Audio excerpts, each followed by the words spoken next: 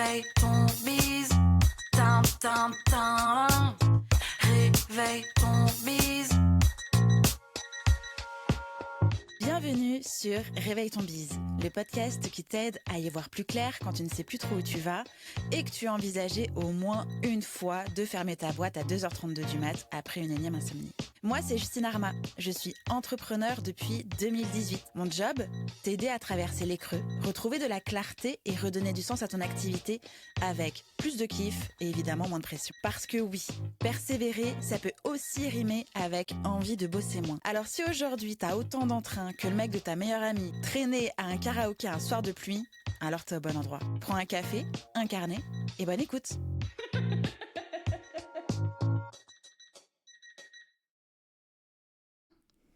Salut Justine, Comment tu vas ? je vais très bien. Et toi ? Je vais hyper bien, je suis sûre que je vais même mieux que toi puisque je suis ravie de t'accueillir sur le podcast aujourd'hui. C'est un grand honneur de t'avoir devant mes yeux, dans mes oreilles, derrière ton micro. C'est trop bien, merci beaucoup. Je vais te retourner l'appareil, tu sais. On a à peine démarré l'entretien que ton énergie elle est déjà au max, donc je vais essayer de C'est me mettre vrai au même niveau pour tes auditeurs. Alors surtout, moi je suis ravie de t'accueillir aujourd'hui puisque tu es le grand Manitou des masterminds. Tu es aussi le grand Manitou de la structuration. Et c'est notamment le sujet du jour. Mais avant d'entrer dans le vif du sujet, est-ce que tu peux te présenter, s'il te plaît, pour les auditeurs, auditrices qui ne te connaissent pas encore ? Ce serait rare quand même, mais sait-on jamais. Une petite piqûre de rappel, ça fait pas de mal. Je te remercie déjà de me donner l'opportunité de pouvoir me présenter, puis l'opportunité de pouvoir échanger avec toi. Je trouve ça trop cool. Et je crois que c'est la première fois qu'on me dit Grand Manitou 2. Donc je prends. Je pense que c'est important de se présenter parce que je suis pas sûr, dans un petit écosystème, je suis effectivement connu, mais en fait, pour la plupart des gens qui vont nous écouter, je pense pas.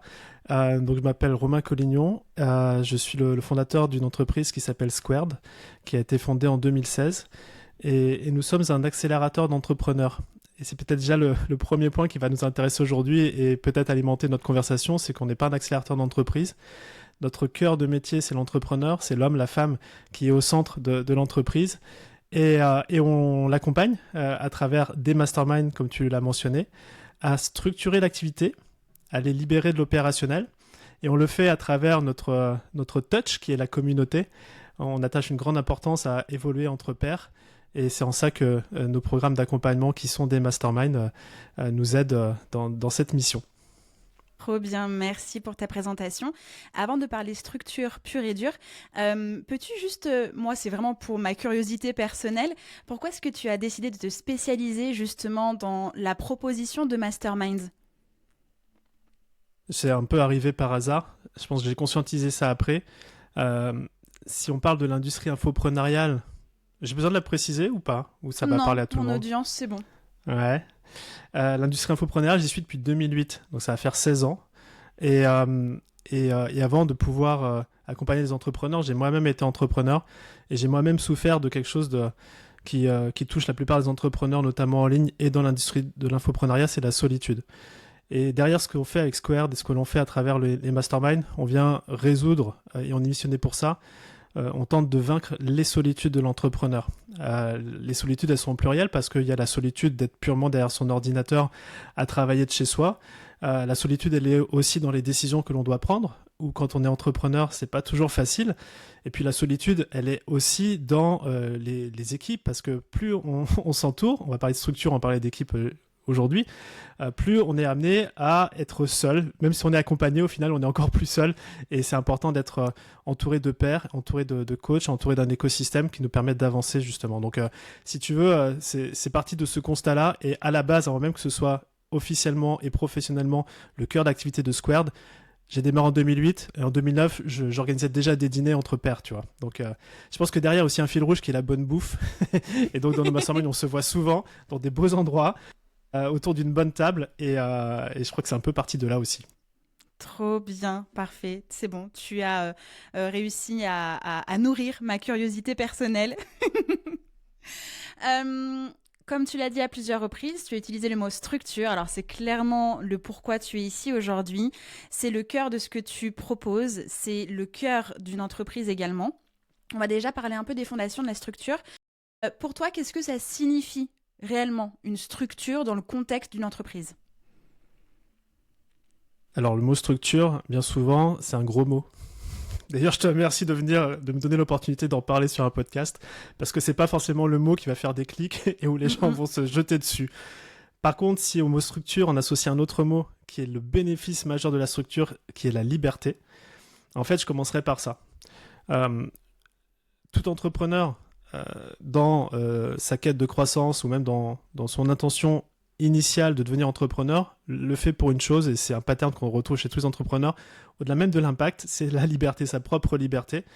Et en fait, la structure, la façon dont on l'approche pas comme il faut que le business soit carré, mais il faut que le business soit carré pour libérer l'entrepreneur.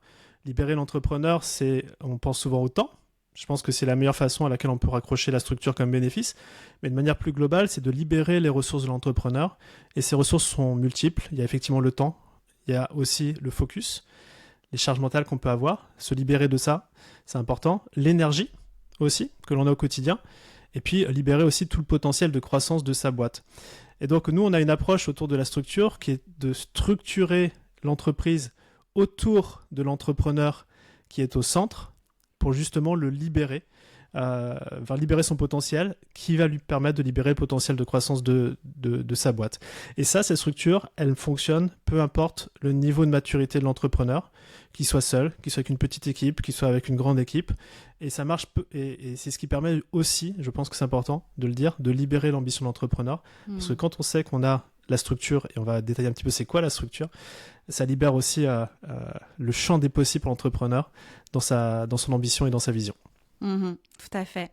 On a bien compris l'importance, mais en quoi vraiment c'est crucial pour éviter le chaos dans une entreprise, le chaos dans la vie de l'entrepreneur? Allez, je te donne quelques exemples que je vais prendre ici et là. Qu'est-ce qui se passe quand on n'a pas de structure? Au final, ta question, on peut la reformuler de cette façon-là. On est au four au moulin. On fait des choses qui ne donnent pas d'énergie. On s'épuise. On a un plafond de verre par rapport à son ambition. C'est-à-dire que sans structure qui va pouvoir supporter la croissance, on sera toujours amené à faire les mêmes choses, notamment tout ce qui est du run, des choses que l'on fait quotidiennement dans l'entreprise, sur laquelle on a besoin de structure pour pouvoir s'en libérer. Et de manière globale, la structure, ça offre énormément de clarté et d'énergie. Il faut non pas voir la structure comme un carcan, comme une prison, parce que souvent on l'associe à ça, surtout chez les entrepreneurs visionnaires, tu vois, hyper créatifs, des projets, j'en ai 36 à la minute. La structure elle va juste offrir un cadre dans lequel on peut laisser exprimer son ambition, laisser exprimer sa créativité, mais c'est dans cette structure-là finalement que cette créativité, ces nouveaux projets, etc. vont pouvoir faire grandir l'entreprise, faire grandir l'entrepreneur. Donc, comme tu l'as dit, sans structure, c'est le chaos. Et la structure, elle est là pour pallier au chaos, pour pouvoir recréer derrière. Trop bien. Est-ce que tu as des exemples concrets, fictifs, si tu préfères, d'entreprises structurées versus Warzone? Nous, on est structurés chez nous. Ce serait étonnant que ce soit pas le cas. Ouais, les membres aussi de nos masterminds, quand ils arrivent, ça peut être le chaos et ils repartent avec plus de structure. Et je pourrais pas te partager un exemple en particulier de Warzone. Est-ce que je peux faire joker là-dessus et voir au fur et à mesure de la discussion si je peux t'apporter un éclairage là-dessus? Pas de souci. Alors, moi, je pense que je peux juste répondre brièvement, en tout cas de ma propre expérience personnelle, sur ce que c'est le chaos et le Warzone d'une entreprise pas très bien structurée ou faite trop rapidement, une croissance trop rapide, mal anticipée, tout ça. Faut remonter 2 ans dans mon temps. Et me rendre compte qu'en fait, j'étais en train de faire pivoter mon entreprise sans avoir anticipé le pivot, c'est-à-dire que du coup il y avait 2 business models différents, des demandes différentes, et en fait tout s'était empilé sans avoir fait de choix, en dehors de mon Dieu, mais si je lâche ça, je vais lâcher ça pour de vrai, mais je suis pas encore suffisamment structurée pour le reste. Et en fait pendant plusieurs mois j'ai si on peut dire, joué sur 2 tableaux différents, et ça a été hyper stressant, hyper anxiogène. Et il a fallu que je choisisse, même si moi, tu vois pas, j'ai sûrement mieux choisir, ce n'est pas renoncer justement, c'est une question de focus. L'idée, c'était, il a fallu que je choisisse et ça a fait un trou béant dans mon chiffre d'affaires parce que j'étais pas prête à faire ce choix puisque je n'étais pas structurée. Et donc en fait, ça a fait, au lieu de peut-être 3 mois de Warzone où j'aurais dû peut-être tout de suite mettre en place la nouvelle structure, je suis restée sur une structure floue. J'ai fait un choix santé-énergie et dans le trou de CA, il a fallu que je passe en run sur le nouveau business model sans structure, tout en structure en même temps. Ça, c'est Warzone. C'est Warzone. Mais en fait, voilà. Merci, parce que tu vois, ça me donne plus de perspective sur ce que tu pouvais entendre par Warzone. Je crois qu'il y a un concept, alors, ça vient d'un Américain, mais c'est mon ami Jeremy Coleman qui en parle souvent. C'est les trois phases de structure d'un business. C'est le scale, mess, depth. C'est vrai que l'entrepreneur, il est câblé pour le scale, voilà, pour la croissance, etc. Mais qui dit plus de croissance, plus de prospects, plus de clients, va générer en anglais mess, du chaos. et ce chaos, en fait, crée une dette. C'est-à-dire que si tu n'arrives pas, la dette, elle se compense par la structure. Si tu n'arrives pas à juste remettre de l'ordre dans ce chaos, tu ne peux pas rescaler. Et un des exemples qu'on voit le plus, c'est au niveau de la livraison client.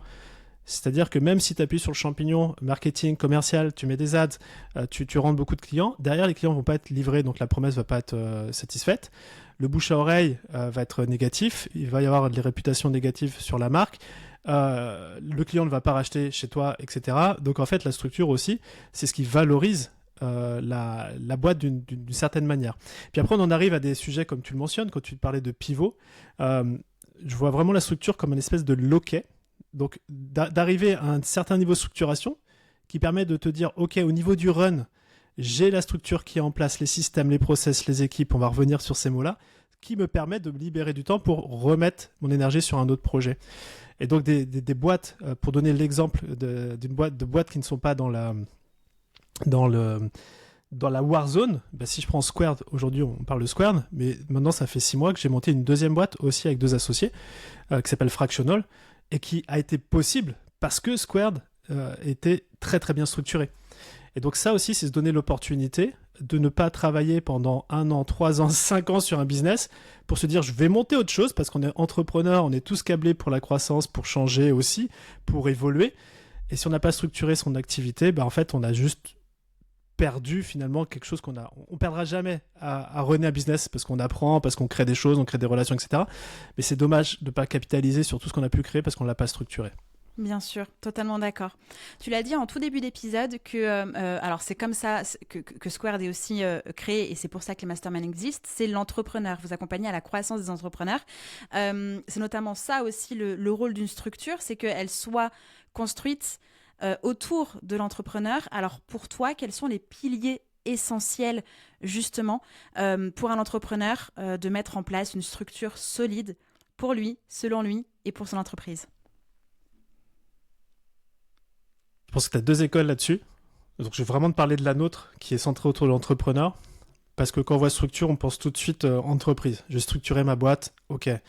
Donc, juste structurer la boîte, pour moi, il y a 3 piliers qu'on pourra, si tu veux, dégrossir. Tu as les systèmes de la boîte. C'est comment la boîte, elle tourne. C'est quoi les rituels? C'est quoi les outils qu'on utilise pour qu'il y ait du run, il y ait de la cadence et que ça dépote. À la fois dans le run de la boîte, donc les choses qui doivent se faire quotidiennement, de manière hebdomadaire, mensuellement, trimestriellement, annuellement. Voilà, s'il y a des choses qui doivent tourner, ça doit être systématisé. Et puis aussi, comment on fait en sorte de montrer des nouveaux projets qui vont favoriser la croissance de la boîte. Donc ça, c'est les systèmes. Maintenant, il y a le deuxième pilier qui sont les process. C'est comment on documente tout ce qui se passe dans la boîte pour que d'autres personnes dans l'équipe puissent le faire. Alors, dans Process, après, alors je vais parler peut-être équipe, mais avant de parler équipe, on peut parler qu'est-ce qui peut être automatisé. Depuis peu, je t'aurais pas dit ça il y a 2-3 ans, mais comment l'IA peut intervenir aussi pour justement effectuer ces process sans qu'il y ait d'intervention humaine. Donc, système, process. Et troisième, c'est tout ce qui est équipe. Dans tous les cas, même si on peut imaginer un business qui est piloté complètement à l'IA, il faut des êtres humains. Il y a des compétences managériales, des compétences de délégation. Et donc, en fait, ça, c'est ces 3 piliers pour structurer l'entreprise. Maintenant, on va aller sur le côté entrepreneur. Et on est dans une industrie, l'infopreneuriat, qui est assez particulière, mais notre produit, que ce soit une formation, que ce soit un accompagnement, que ce soit du consulting, etc., est très lié au fondateur ou la fondatrice. Et donc, ce qui va être important, c'est comment on peut libérer cet entrepreneur. Et il y a pour moi 2 éléments essentiels pour pouvoir commencer à structurer autour de l'entrepreneur. Et ces 2 outils que je vais partager volontiers, puisqu'on travaille dessus avec nos membres. C'est quelles sont aujourd'hui, même pas aujourd'hui, mais de manière naturelle, mes forces. Où est-ce que je suis exceptionnellement bon, genre en mode zone de génie. Il faut savoir que chaque être humain, chaque entrepreneur et a fortiori chaque être humain a des forces. Et donc de pouvoir structurer le business autour de ses forces, c'est ce qui permet d'une part au business de durer et surtout à l'entrepreneur de s'épanouir. Et après, il y a aussi ce qu'on appelle les valeurs. Pour un entrepreneur, qu'est-ce qu'on valorise et qui nous apporte beaucoup d'énergie. Et donc il y a 2 tests qu'on aime beaucoup faire. Il y en a un qui... les 2 viennent des États-Unis, mais il y en a un premier qui s'appelle le Strengths Finder. Okay. Je ne sais pas si ça te parle. Pas du tout. C'est un institut qui s'appelle Gallup, G-A-2-L-U-P, qui, à travers un test qui doit coûter une trentaine d'euros, quelque chose comme ça, qui est game changer pour chaque être humain, pas que les entrepreneurs, et sur lequel des questions sont posées et qui permet justement d'identifier parmi 34 forces. Donc il y a des forces qui peuvent être... J'ai donné par exemple les miennes. Ma première force, c'est l'apprentissage. C'est-à-dire que naturellement, quand je n'ai rien à faire, je vais apprendre. Donc ça, c'est le premier. J'en ai d'autres qui sont de connexion, de stratégie. Et quand tu regardes un petit peu ce qu'on fait chez Squared, en fait, c'est très en lien avec mes forces. Donc faire ce test-là, ça te permet de te dire, OK, mon business model, la façon dont je pilote mon business sont autour de mes forces.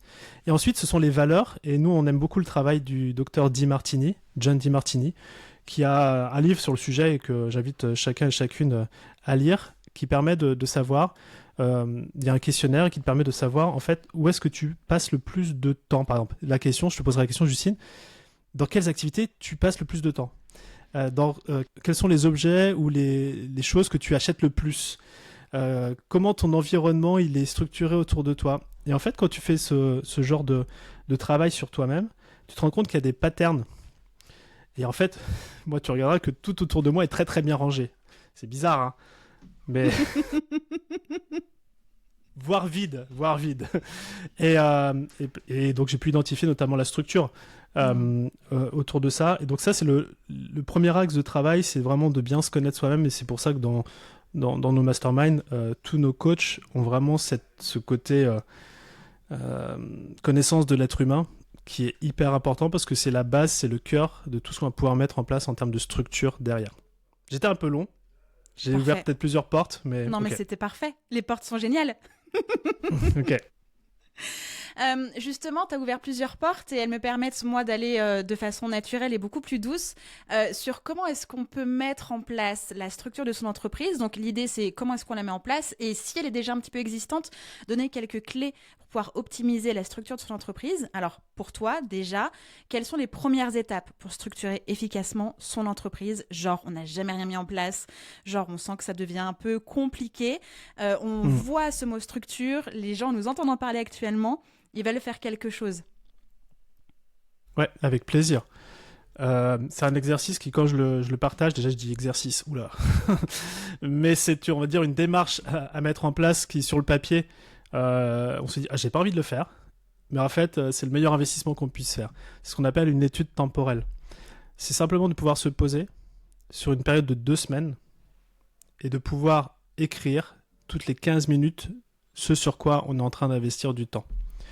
Il y a des outils qui maintenant le font très très bien en ligne comme Toggle, etc. En vrai, j'ai remarqué que si on prend le temps de marquer ça sur papier, on va voir déjà où est-ce qu'en tant qu'entrepreneur, quand on est seul, ou même avec une petite équipe, où est-ce qu'on investit du temps. Et dans les tâches, où est-ce qu'on perd du temps aussi à glander sur les réseaux sociaux. Je caricature le truc, mais... Et en fait, on se rend compte déjà de ce travail-là, ça nous donne la matière première pour structurer l'entrepreneur.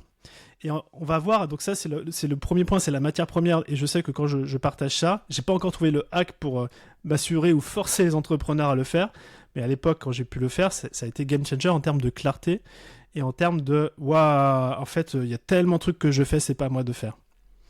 Donc ça, c'est les premiers insights. Et une fois qu'on a cette matière première, il s'agit de les classer dans 4 catégories. Ces 4 catégories sont tout simplement un cadran. Il faudrait que tu imagines que devant moi, j'ai une feuille A4 que je sais pas si on dit, je mets horizontalement ou verticalement. Dans tous les cas, la longueur, elle est sur la verticale. Ok. Et je trace 2 lignes, une au milieu et une, au milieu verticalement et une au milieu horizontalement. Et en haut à gauche, je vais écrire zone de génie. En haut à droite, je vais écrire zone d'excellence. En bas à gauche, j'espère que tes auditeurs vont pouvoir se projeter. En bas à gauche, je vais écrire zone de compétence. Visualisation. Donc zone de compétence en bas à gauche et en bas à droite, ça va être zone d'incompétence. Et en fait, tout ce qu'on a écrit dans cette étude temporelle, on va venir les classer dans ces choses-là. Et en fait, zone d'incompétence, c'est quoi ? C'est des choses qu'on fait pour lesquelles on est hyper nul. Et en vrai, si on pouvait ne pas le faire, ce serait juste un salut pour le temps qu'on investit dans sa journée. Zone de compétence, c'est des choses qu'on sait faire, mais pareil, si quelqu'un d'autre pouvait le faire à notre place, ça serait vraiment pas mal. Ouais. Zone d'excellence, c'est la plus tricky, parce que c'est des choses où on est très bon, où les autres se disent qu'on est très bon, mais en vrai, si on fait ça toute la journée, à la fin de la journée, on est un petit peu rincé en énergie. Et la dernière zone qui est en haut à gauche, c'est la zone de génie. C'est-à-dire que c'est toutes ces tâches, ces activités que l'on fait, et on pourra faire ça toute la journée. À la fin de la journée, on se dira, est-ce qu'il y en a encore ? Est-ce qu'il y en a encore ? Et ce qu'on se rend compte, c'est que quand on est entrepreneur, surtout qu'on n'a pas commencé à avoir cette réflexion structurelle autour de soi-même, on a tendance à peut-être passer 80% de son temps dans les zones d'incompétence et de compétence. Et à passer une partie infime dans les zones d'excellence et zones de génie. Or, ce que l'on souhaite, c'est... nous, on a une cadence trimestrielle, ça ne se fait pas du jour au lendemain, mais trimestriellement, de pouvoir soit systématiser, soit processer, soit déléguer tout ce qui est incompétence dans un premier temps. Allez, la facturation, la réconciliation, ce genre de choses que l'entrepreneur, n'aime pas. Ensuite, les zones de compétences. Et en fait, et après, les zones d'excellence, qui est toujours assez difficile parce qu'on se sent très très bon, pour passer le plus clair de son temps dans la zone de génie. Et la zone de génie, elle nous donne de l'énergie, mais c'est aussi un peu ce qu'on peut appeler dans la culture japonaise l'ikigai, c'est-à-dire des choses qui nous donnent beaucoup d'énergie, mais qui aussi apportent de la valeur à un marché. Parce que si, je sais pas, il y a beaucoup d'activités comme ça qui apportent beaucoup d'énergie, mais au final, ça vient pas rencontrer un marché, ce qui va pas servir le business. Donc si tu veux, ça reste assez... tu vas demander la première étape de structuration. Ça, c'est un travail à faire quand on s'intéresse à la structuration, qu'on peut faire seul. Et pour te dire, moi, je le fais toujours ce travail-là. Pourquoi ? Et de manière trimestrielle. Pourquoi ? Parce que tout simplement, quand on est entrepreneur, on crée toujours des nouvelles choses. On va builder des choses. Et ces nouvelles choses, quand on construit... Il y a de la zone de génie, mais il y a aussi des choses où on est un peu incompétent ou compétent. Et donc, l'idée, c'est d'avoir cette hygiène trimestrielle, de se dire, OK, j'ai rajouté des trucs qu'aujourd'hui je peux soit systématiser, soit processer, soit déléguer. Et si on n'a pas cette hygiène-là, en fait, on peut vite avoir des activités et ne pas être heureux dans son business. Donc c'est vraiment un rituel. Ok, et donc du coup, c'est de cette manière-là que tous les trimestres, tu évalues la structure de ton entreprise. Tu repasses par cette étape-là. Ouais, alors à titre personnel. Donc là, c'est quand on a une petite structure. À un moment donné, en fonction de la maturité de l'entrepreneur et de son business, il y a des personnes qui arrivent autour de l'entrepreneur avec qui cet exercice, on le fait également. Nous, on a une équipe de 12 personnes où je peux te dire que chaque personne est dans sa zone de génie. Donc ça crée, tu vois, ça fait un effet domino. Et puis, si j'ai fait ce travail seul au démarrage, aujourd'hui, j'ai un bras droit, un CEO, à qui, en fait, je partage ça, et lui, il prend ces sujets-là, il les dispatche derrière. Donc, okay. ça devient de plus en plus facile de faire cet exercice. Mais parce qu'au fur et à mesure de la libération de la structure, j'ai pu réinvestir mon temps dans des projets de croissance, développer de nouveaux masterminds, développer de nouvelles boîtes qui ont amené du chiffre d'affaires parce que faut pas oublier quand même pourquoi on fait ça aussi. Hein. C'est oui pour l'entrepreneur de se libérer, mais que ce temps libéré, c'est en fonction de son ambition. Ça peut être tout simplement de moins travailler. On est complètement OK là-dessus. Mais c'est aussi de pouvoir réinvestir ce temps, ce focus, cette énergie dans des nouveaux projets de croissance qui, de cette manière, déclenchent quelque chose d'assez vertueux. Ok. On en a parlé un petit peu, en tout cas, tu l'as énoncé de cette façon. La structure peut être un gros mot qui peut faire peur parce qu'on peut avoir cette idée que c'est quelque chose de, comment dire, pas grossier, mais tu sais, lourd, quelque chose qui va trop ancrer dans la matière, qui peut nous bloquer sur, je sais pas, une évolution, un switch, des nouvelles idées, etc. Moi, je pars du principe, et je pense que tu es d'accord sur le sujet, que la structure permet justement de devenir de plus en plus flexible et s'adapter à sa propre évolution, à celle du marché, à ses envies, etc. Pourquoi, en fait, il faudrait réussir à construire une structure qui permette justement d'être flexible? Est-ce que c'est pas un peu antinomique même? Est-ce que tu parles pour toi, Justine? Alors, je parle pour moi et pour les 400 et quelques entrepreneurs que j'ai accompagnés, avec lesquels j'ai dû dire, tu sais, moi je suis une bordélique de base, mais c'est parce que j'ai réussi à arranger que je peux être bordélique dans mon cadre. Et voilà. C'est bien le bordel dans son cadre. Franchement, c'est génial. Ouais, c'est vrai que c'est pas la première fois que j'ai cette question-là. Et puis, pour avoir vu passer des membres dans nos masterminds, c'est un trait relativement commun. Et bon, j'ai fait mon analyse dessus. Et je te donnerai un exemple d'une de nos membres qui... Moi, je raconterai l'histoire. Mais quand on devient entrepreneur, à la base, soit on a été salarié, donc il y avait de la structure, donc il y a un système de fuite de la structure pour de la liberté. Quand on est entrepreneur, il y a une valeur qui est très forte, c'est celle de la liberté.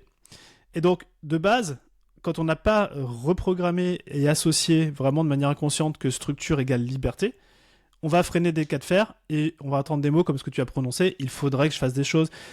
En fait, nous, notre rôle, c'est de transformer un « il faut » en « j'ai envie ». Parce que j'ai compris et j'ai pu expérimenter tous les bienfaits de la structure. Et l'exemple que j'aimerais te parler, c'est une de nos membres qui s'appelle Lauriane Legrand-Copet, qui pour moi est le symbole même de la liberté. C'est la fondatrice du Marathon des langues, où elle enseigne l'anglais. Et je crois que c'est au bout de 3 ans dans notre écosystème qu'elle est venue me voir et qu'elle m'a dit « Ça y est, enfin, j'ai compris les bienfaits de la structure ». Donc, si tu veux, il y a un système, plus on a une valeur liberté qui est très forte, et Lauriane, c'est le cas, elle voyage énormément, et qu'elle a compris que la structure allait lui amener plus de liberté pour elle et pour son business, qu'elle a vraiment mis en place les choses, et ça s'est fait quasiment du jour au lendemain. Donc je sais que nous, c'est un travail, des fois ça se fait pas du jour au lendemain, donc c'est un travail de longue haleine, c'est aussi, et d'où l'intérêt des masterminds, de voir des gens aussi bordéliques, rituels aussi, se dire qu'en fait, mettre un petit peu plus de rationnel, ça c'est aussi bien, tu vois. Même les ingénieurs, les gens structure, ils ont des choses à apporter. Et d'ailleurs, je pense que les plus spirituels, il y a des scientifiques aussi spirituels que rationnels. Donc, j'espère que juste à travers cet exemple, ça te montre pourquoi c'est un peu compliqué des fois le mot structure. Non, mais je suis entièrement d'accord avec toi. Et tu sais, moi, j'aime bien cette image aussi de colonne vertébrale, parce que on sait, une colonne vertébrale, voilà, c'est tout droit. On peut dire, oui, c'est droit comme la justice, machin. Sauf que ton kiné, ton médecin, le yoga, l'ostéo, tout ça, te dit, tous les jours, étire-moi cette colonne vertébrale. Étire ça, fais des exercices de respiration, libère-toi. Et ben en fait, la structure, c'est la même chose. C'est une colonne vertébrale et c'est de ce que tu en fais, si tu la fais évoluer ou pas, si tu l'étires ou pas, si tu en prends soin, si tu l'assouplis, que là, en fait, elle permet d'évoluer avec toi. Et si tu le fais pas, tu la laisses comme ça parce que Romain t'a dit pose une structure et qu'en fait t'as posé une structure et puis t'es parti, ça ne sert à rien et en fait ça reste juste rigide, ça va prendre la poussière et ça va juste alourdir tous tes systèmes sans avoir pris conscience qu'en fait t'avais un dos qui était souple, une structure qui est souple et qui peut grandir et te suivre au fur et à mesure des aventures, quoi. Et merci Justine de partager ça, parce que tu viens de me faire prendre conscience aussi qu'il y a structure et structure. Tu t'es tiré le dos? Ouais, aussi, mais là je suis assis, je vais me lever après. Mais en fait, il y a différents niveaux de structure aussi. Je pense que chez Squared, et puis pour les membres les plus avancés, notamment dans notre Mastermind 78, l'importance de la structure aussi va libérer encore plus d'ambition. Mais on peut tout à fait avoir une toute petite structure qui libère, et c'est complètement OK. Tu vois, nous, on peut des fois être perçu comme l'équipe hyper rigide, structurelle, etc. En fait, non, c'est à ton niveau d'ambition, c'est à ton niveau de maturité aussi. Ce qu'on est persuadé, c'est que ça fait du bien pour te libérer. Et puis après, c'est en fonction de l'ambition de chacun, quoi. Totalement. Donc on peut tout à fait fonctionner tout seul avec juste un assistant ou une assistante et faire de très très très belles choses. Complètement. La structure n'épargne pas les solopreneurs, les entrepreneurs qui ont réussi à automatiser beaucoup de choses. Justement, on réussit à automatiser beaucoup de choses parce qu'on a une structure qui nous dit que c'est là qu'il faut l'automatiser. Et puis, comme tu l'as énoncé en début d'épisode, l'intelligence artificielle permet aussi d'être en petite équipe. Mais encore une fois, faut-il savoir ce qu'on voudrait automatiser et en quoi l'intelligence artificielle pourrait venir. Et là encore, la structure est nécessaire. Pour les plus réticentes d'entre nous, j'espère qu'au bout de 30 minutes d'épisode, il y a quand même des gens qui sont de plus en plus convaincus. Quand même, est-ce que tu peux essayer de convaincre encore ces personnes-là sur comment est-ce qu'une bonne structure peut améliorer l'efficacité, la productivité du dirigeant et aussi, du coup, pouvoir générer plus de chiffre d'affaires? Je pense qu'il y a quand même peut-être un piège dans lequel il ne faut pas tomber dans la structure. C'est structurer quand c'est pas le bon moment. Donc là, c'est aussi important de comprendre que le système que j'ai partagé autour de la zone de génie, autour du temps qui est passé par l'entrepreneur pour libérer son temps, c'est ce qu'il faut faire. Et je vois des fois trop souvent, parce qu'on regarde ce qui se fait à côté, le fait par exemple de recruter, je sais pas, un community manager ou de recruter un closer ou n'importe quel profil, qui est un recrutement qui intervient trop tôt par rapport aux besoins de la boîte. Et qui dit recrutement trop tôt, dit investissement. Et investissement qui, du coup, toi, c'est un petit peu comme différents étages d'une maison. C'est-à-dire que si tu n'as pas bien mis tes fondations structurelles, commencer à t'occuper du 3e étage, c'est chouette, mais ça ne te sert pas à grand-chose. Donc je crois que la structure, elle vient avec une phrase encore en anglais qui est soit just in time ou just in case. Donc structurer juste au cas où, parce qu'on sait que ça va arriver dans 3 mois, 6 mois, 1 an, et en fait on n'est même pas sûr. Mais parce qu'on a vu un tel ou un tel le faire, je sais que nous on fait hyper attention, notamment avec nos coachs, de vraiment remettre la structuration. Des fois elle n'est pas nécessaire. Tu vois, si pendant 3 mois ou 6 mois, genre juste là c'est marketing et sales, et il y a de la structuration dans le marketing et sales, attention, c'est pas que tout ce qui est opération derrière, faut être au clair dessus. Ou le just in time, ou quand l'entrepreneur, genre, il est juste sous l'eau, il n'en peut plus, etc., il a besoin d'être libéré. Et le simple fait d'avoir un assistant ou une assistante à ses côtés va lui libérer beaucoup d'énergie. C'est le moment. Donc ça, c'est le premier point. Et puis après, il y a le deuxième point qui est... Alors, je vais peut-être faire un focus sur l'équipe. C'est que quand on parle d'équipe, on parle de délégation. Et il faut être très au clair pour éviter les frustrations. Parce que recruter une équipe, c'est déjà le recrutement, il faut bien le faire. Et puis après, manager, c'est autre chose. Mais j'aimerais t'offrir et offrir à ton audience une façon de penser de la délégation en 3 niveaux. C'est-à-dire qu'en tant qu'entrepreneur, en tant que CEO visionnaire, on a trois niveaux de délégation possibles. On peut soit déléguer les tâches, et ça c'est le premier niveau de délégation. Déléguer une tâche, c'est simplement, je ne sais pas sur quel outil tu es, Justine, toi pour la gestion de tes tâches. Tu es sur Notion. quoi ? Sur Notion. Voilà, tu es sur Notion. Et sur Notion, en fait, déléguer une tâche, c'est s'assurer que ton collaborateur ou ta collaboratrice reçoive la tâche au bon moment, avec exactement les différentes étapes pour l'effectuer. Ça, c'est délégation de tâches. Mais souvent, cette tâche, elle a été constituée par l'entrepreneur qui a passé du temps, de l'énergie dessus. Donc, c'est un niveau de délégation qui est très très bas, qui est nécessaire, mais qui est très très bas. Au-dessus de ça, donc, on peut déléguer des responsabilités. Et c'est plus du tout la même chose. Une responsabilité, c'est de s'asseoir avec ton collaborateur et de dire, écoute, il y a tel projet, voici les critères de succès. Et après, peu importe comment tu te débrouilles, du moment que les critères de succès sont là, tu as le champ libre. Et donc ça, on a un niveau de délégation qui est supérieur. C'est là où on va avoir, par exemple, des business managers qui font la gestion de projet, etc. Et entre s'entourer d'un business manager ou d'un assistant, c'est pas la même tarification aussi. Et je pense que ça, c'est hyper important aussi quand on délègue, soit de ne pas surpayer quelqu'un à faire des tâches alors qu'on le paye à un tarif horaire pour faire des responsabilités, soit ne pas donner des responsabilités à quelqu'un qui n'est en mesure que d'effectuer des tâches. Et donc ça, c'est le deuxième niveau, responsabilité. Puis un troisième niveau qui est la délégation des décisions. Ok. Et déléguer des décisions, c'est le bras droit. Alors nous on appelle ça l'intégrateur, le COO, quelqu'un qui a le même niveau il a peut-être pas cette compétence visionnaire, tu vois, de créativité, mais tu peux lui donner les clés de ton business et tu peux être sûr qu'il va pouvoir piloter les finances, pouvoir piloter les équipes, etc. Et ça, tout pareil, c'est des profils qui sont plus matures, plus chers aussi. Et donc c'est vraiment important de se dire, tu vois, dans les tâches, dans les choses que l'on fait en tant qu'entrepreneur, est-ce que c'est plus de la tâche qui peut être déléguée, voire même outsourcée, soit à l'IA, soit à l'étranger, soit c'est des responsabilités en mode gestion de projet, soit c'est des décisions. Et donc, voilà, c'est plus encore une fois une façon de penser à la délégation et à la structure qui doit être fait au bon moment. Et je tiens aussi à préciser que parfois, quand on regarde ces tâches-là, comme tu l'as dit avec le cadre des choix, il peut arriver qu'il y ait des tâches que l'on effectue, des choses que l'on fait qui n'a juste aucun sens et qui mériteraient juste d'être supprimées. Ça, c'est aussi assez commun. J'appelle ça des business usines à gaz. Tu pars d'une idée, tu construis quelque chose et tu rajoutes plein d'outils et tu rajoutes plein de fioritures et tu veux faire toujours plus pour améliorer encore plus ton customer care et en fait finalement tu noies tout le monde sous les mails, toi tu es noyé dans ton temps et donc ça devient une usine à gaz et parfois il suffit juste de regarder, de prendre un petit peu de hauteur, de se dire mais en fait ce truc n'apporte rien du tout pour personne, il alourdit la boîte mail de mon client parce que je pensais lui faire du bien mais en fait non, il m'a mis dans les spams et en plus ça me prend du temps, de la charge mentale. Je pense qu'aussi dans ce travail de délégation, de choix, de structuration, il faut aussi savoir prendre des décisions de en fait ça sert à rien du tout, ça faut le supprimer. C'est ok de faire marche arrière aussi. Hein. Des fois, quand on est entrepreneur, on se dit voilà, j'ai rajouté telle chose à mon offre dans la livraison, on se rend compte que ça marche pas. C'est ok en fait de faire marche arrière et je pense que ça c'est un vrai signe de maturité entrepreneuriale. On a un exercice, nous, qu'on fait assez régulièrement, qui, encore une fois, c'est un anglicisme, mais c'est des trucs que j'ai appris aux US, c'est le kill, keep, combine. C'est de se dire, en fait, il y a des tâches, est-ce qu'on peut la tuer?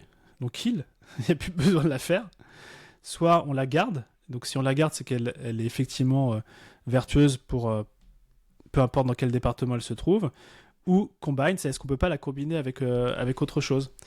Et donc c'est pareil, c'est comme se brosser les dents. C'est un bon rituel, c'est une bonne chose à faire parce que de base, effectivement, on crée du chaos. Tu vois, même la vie, c'est le chaos. On aura toujours des nouvelles idées, on va toujours essayer des nouvelles choses et bien souvent, on est câblé pour se dire bah attends, on le fait depuis 1 an, 3 ans, 10 ans, il n'y a pas de raison qu'on le fasse plus sans remettre en question le fait de le faire. Et c'est pour ça que c'est intéressant d'avoir, notamment dans les masterminds, d'échanges entre pairs pour comprendre qu'en fait, des fois, on est les seuls à faire un seul truc que un paquet de monde ne fait plus et ça soulage en fait. Des fois on se dit ah ouais en fait j'ai pas besoin de ça. Carrément.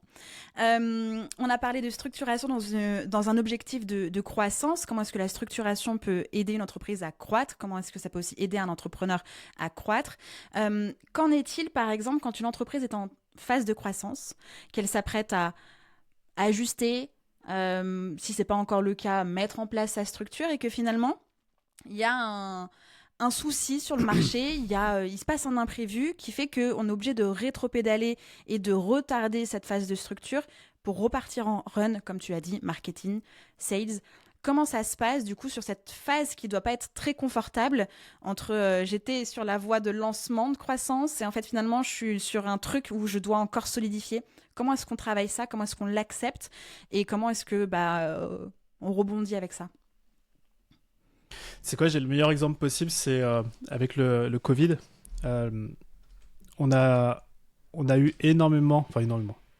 Si, quasiment tous les entrepreneurs dans notre écosystème ont eu une année 2020 incroyable. Parce que ils étaient bien positionnés au moment du Covid. Tout le monde se connectait, tout le monde voulait investir son argent dans les formations en ligne, etc.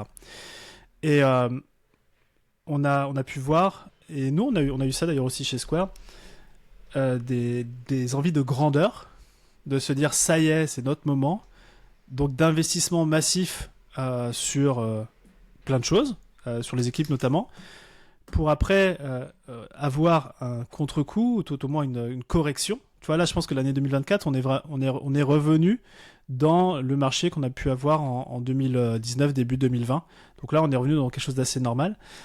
Et donc, ça a impliqué plusieurs choses. C'est-à-dire qu'on a eu pas mal de membres qui ont déstructuré, donc qui ont juste arrêté des collaborations, qui sont revenus à des choses beaucoup plus essentielles.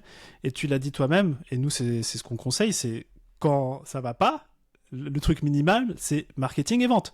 Tu ne fais rien d'autre. Donc, c'est comme, tu vois, un corps, lorsqu'il est en danger, le sang va directement aller dans les jambes, dans le cœur pour juste courir le plus vite possible. Le cerveau, il est peut-être un petit peu moins irrigué parce qu'on n'a pas besoin, si tu veux, de philosopher sur ce qui est en train de se passer. Donc ça, c'est des phases qu'il faut déjà apprendre à accepter. Et je pense que la meilleure chose, nous, qu'on ait pu discuter avec nos membres, c'est aussi de déculpabiliser l'entrepreneur qui s'est dit, mais qu'est-ce que j'ai fait de mal, en fait, tu vois. Et de toute façon, on le voit. C'est-à-dire que un entrepreneur qui va travailler la même charge de travail, le même business model sur des marchés différents, n'aura pas du tout les mêmes résultats, des fois de 3 à 10 fois différents, quoi.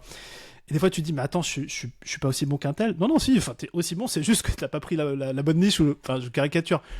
Et en fait, c'est OK, et c'est même très valorisé chez nous, juste de déstructurer, et de revenir à des choses simples. Et pour ça, on a aussi un outil que je peux partager qui permet à la fois d'avoir de l'ambition pour son entreprise, mais aussi, en fait, si le vent n'est pas dans le dos, mais qu'on l'a face à nous, de pouvoir quand même avancer. Et tout part du budget. Alors, encore un deuxième mot. On peut faire un deuxième gros mot, le budget. Cet épisode est un vrai audio d'horreur, en fait. Ouais, pour vos oreilles. Mais le budget, c'est clé pour justement savoir quel projet on peut mettre en place de structuration.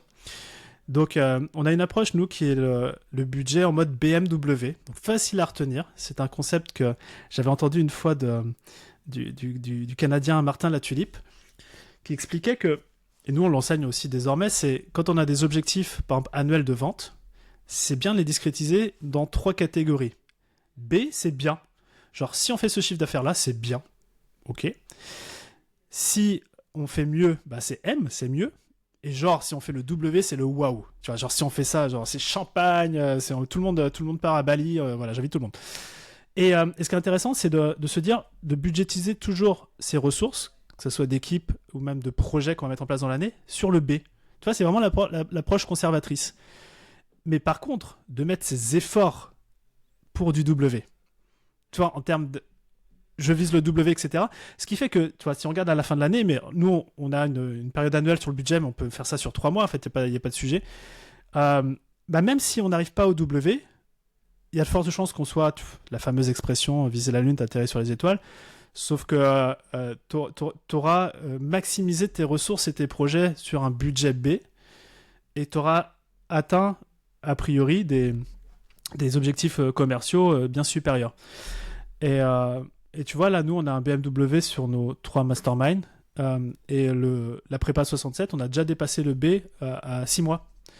Donc, si tu veux, maintenant, c'est que du bonus, ce qui arrive. Et surtout, moi, ça me débloque des budgets, marketing notamment, pour pouvoir recruter quelqu'un. Budget que j'avais pas le droit de toucher depuis le début de l'année, parce qu'en fait, on pouvait le débloquer. Donc, c'est ça qui est intéressant dans le budget. Je trouve que c'est un peu la carotte au-delà du chiffre d'affaires, c'est de se dire, en fait, dès qu'on dépasse certains stades, eh bien, en fait, on peut déployer des nouveaux projets de croissance. Donc, c'est toujours intéressant. Donc, tu vois, juste ça, c'est un travail qu'on peut faire en amont pour pas non plus, si tu veux... se prendre le vent en face, se dire ah là j'ai fait un lancement, parce que souvent ce qui se passe, si tu me permets, c'est que quand on a créé une communauté, qu'on a une super audience, on va faire notre premier projet, ça va cartonner, on va faire notre deuxième projet, ça cartonne aussi, mais en fait on a juste ramassé les fruits les plus mûrs de l'arbre et on se dit ok, troisième lancement ça va être pareil, ça va tout péter. Bah en fait oui et non, c'est-à-dire que tous ceux qui étaient déjà prêts ont été cueillis et que le travail marketing, d'éducation, etc., ou même de renouvellement de la base n'a pas été fait. Donc, moi, c'est un truc sur lequel j'essaye aussi d'apporter de la clarté sur nos membres, parce que des fois, justement, on se dit que ça fonctionne moins bien, c'est genre juste, on n'a plus le même pool de prospects aussi chaud que ce qu'on a pu avoir dans le passé. Bien sûr, totalement. Je trouve qu'on a quand même abordé énormément de sujets et notamment quels sont les bénéfices de la structure. J'espère que les plus réticents et réticentes, ça y est, c'est fini. Maintenant, vous êtes absolument convaincus. On a vu à quel point eh bien, ça permet à l'entrepreneur de regagner ou de gagner tout simplement sa liberté, de pouvoir du coup augmenter aussi... sa productivité, son efficacité, pouvoir savoir où est-ce que son énergie va, si elle va bien au bon endroit, s'il n'y a pas des choses à supprimer, tout ça. On a vu aussi que c'était aussi dans un objectif de chiffre d'affaires, de croissance, de rentabilité, pour réinvestir soit dans son temps pour sa vie personnelle, soit aussi sur des nouveaux projets. Est-ce que tu as genre le conseil ultime que tu pourrais donner là maintenant, le truc genre...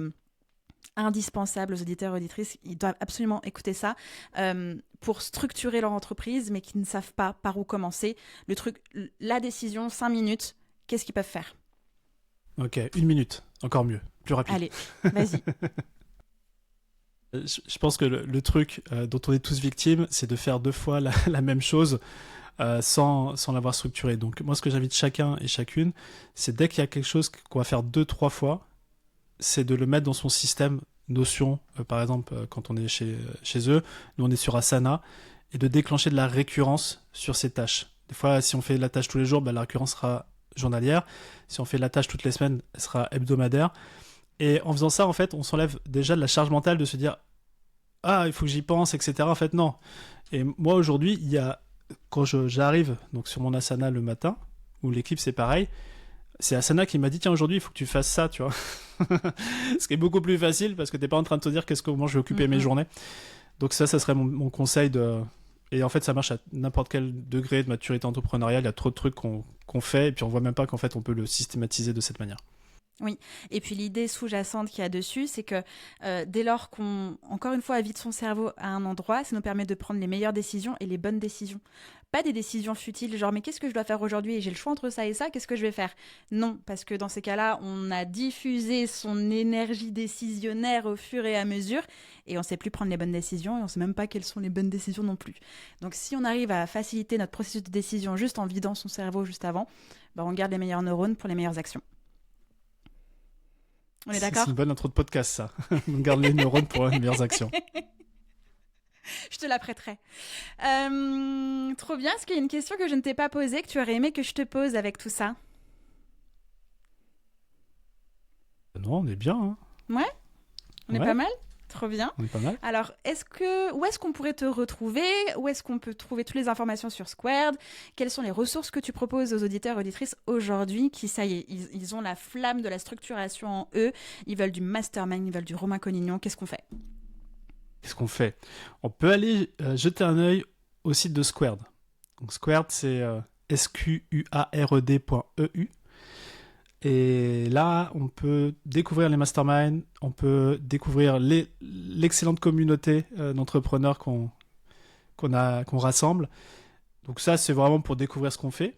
Et puis après, au quotidien, je pourrais inviter à aller voir le compte Instagram de Squared, où on publie quasiment tous les jours en ce moment. Donc il y a beaucoup de choses qui se passent, que ce soit des contenus, des tips, etc.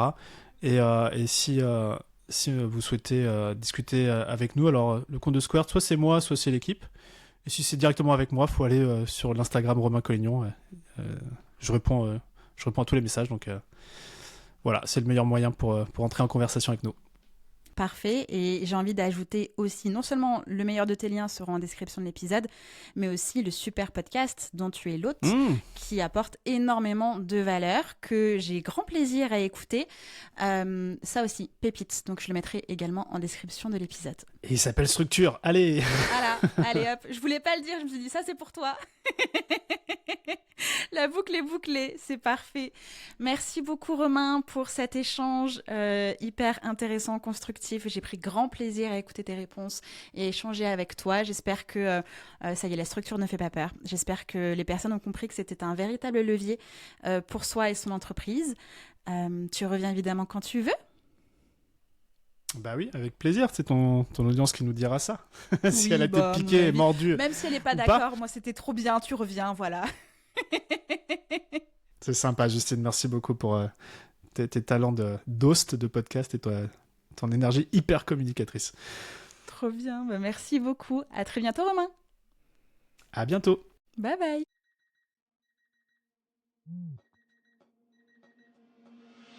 Merci d'avoir écouté l'épisode jusqu'à la fin. Tu es clairement dans le club des vrais. Si ça t'a fait du bien, fait réfléchir ou donner un peu d'élan, partage-le à une entrepreneur autour de toi. Tu peux aussi t'abonner, laisser un avis et des étoiles sur Apple Podcast ou Spotify. C'est clairement le meilleur moyen de faire vivre Réveille ton bise. On se retrouve très vite dans le prochain épisode. D'ici là, prends soin de toi et de ton bise. Bye bye.